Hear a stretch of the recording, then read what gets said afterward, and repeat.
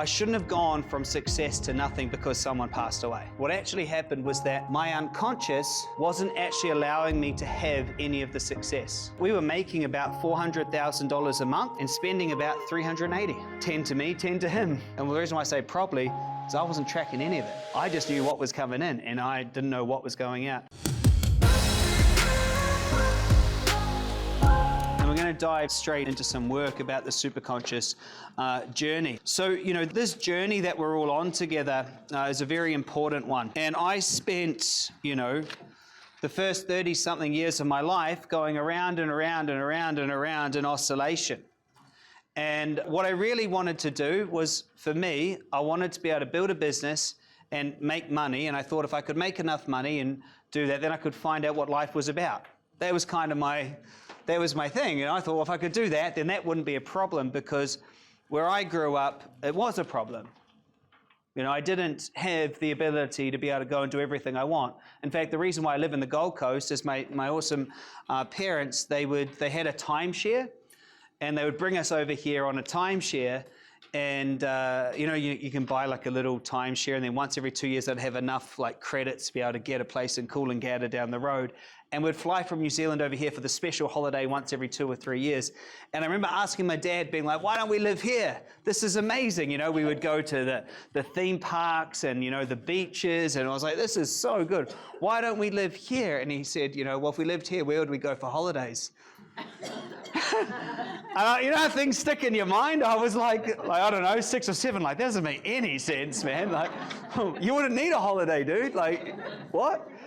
But anyway, so, I set the intention way back then that I wanted to live in a place like this and those things. But I didn't grow up around having money or having anyone that has money. New Zealand's more socialist than it is capitalist. It's not about that at all. In fact, we even have a thing called tall poppy. I believe Australia has a thing called tall poppy.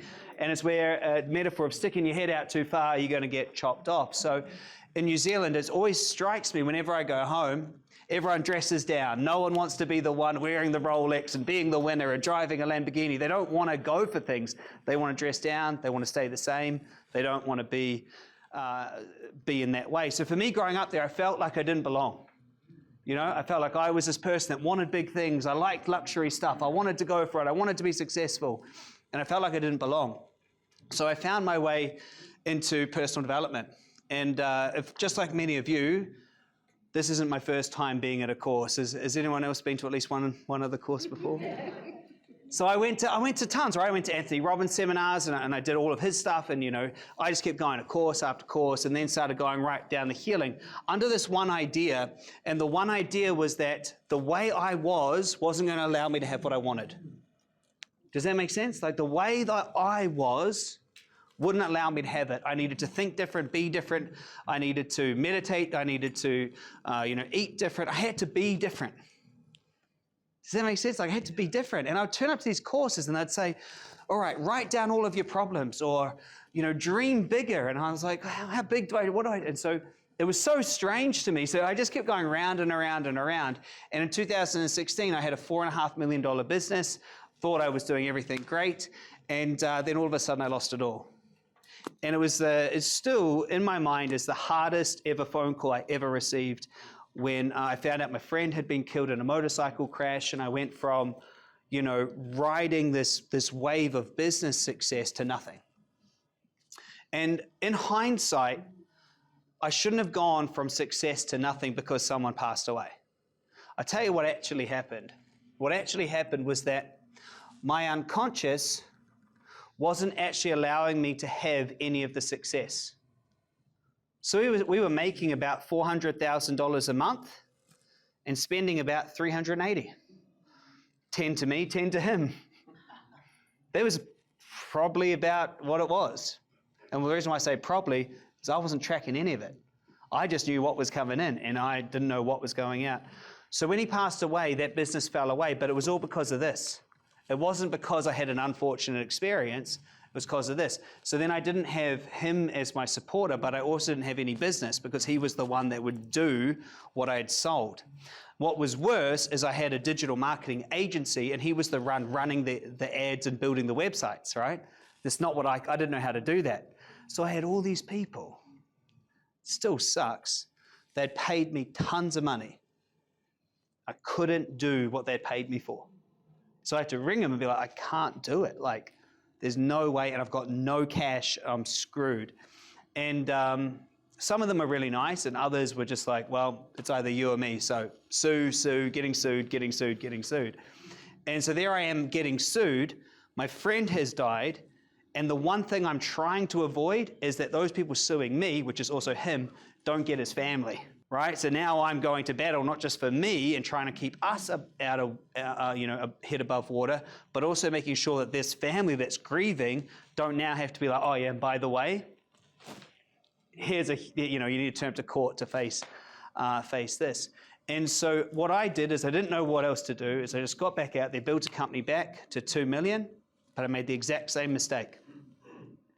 So instead of dealing with this, I had this huge fear of failure. See, the reality was it really sucked. The reality was me and his family were in it together. That was the reality. But my unconscious agenda couldn't handle the failure. So what did I do?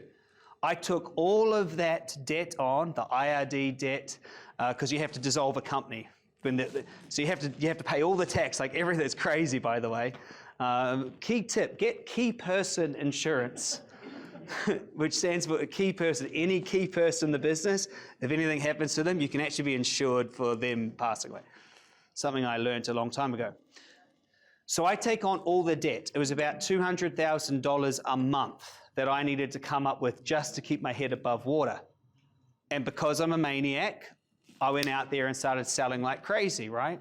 And I was able to pay all the bills back. But guess what? I'm still only making now as much as I'm spending. I was living in the exact same structure. So what happens? It all becomes too much. The next business partner and we have conflict, and he decides that he's not going to pay me any of the money.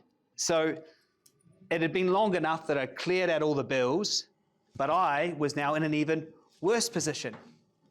So I decide that I'm going to start an agency. I'm going to help other people. So I start another business, make all this money for someone who finds out that my visa in the US was based because this partner who had now died, so my visa's not valid. So he says, well, your visa's not valid. Everything you've done here is actually illegal, so I'm not going to give you the money again.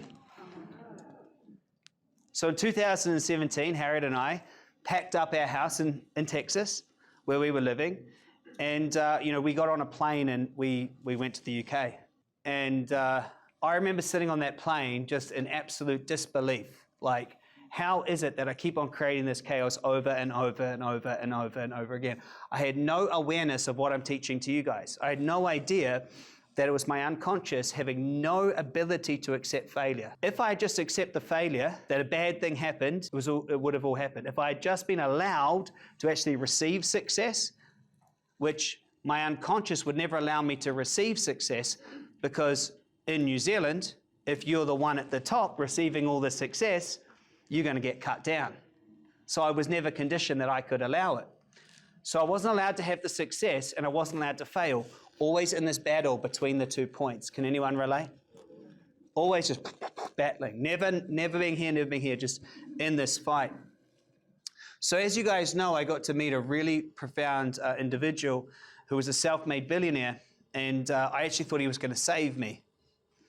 And so I went there and pitched this business, and the business was called Conscious Education TV.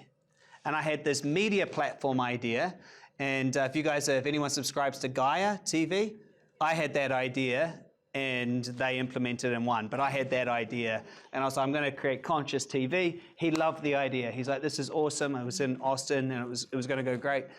And the truth is he said to me, Chris, I really love the idea, but I'm not going to invest in it because of you. I'm not going to invest because of you. He said, because you are this. You are not able to have success. You can't have it. You have to be a chaser.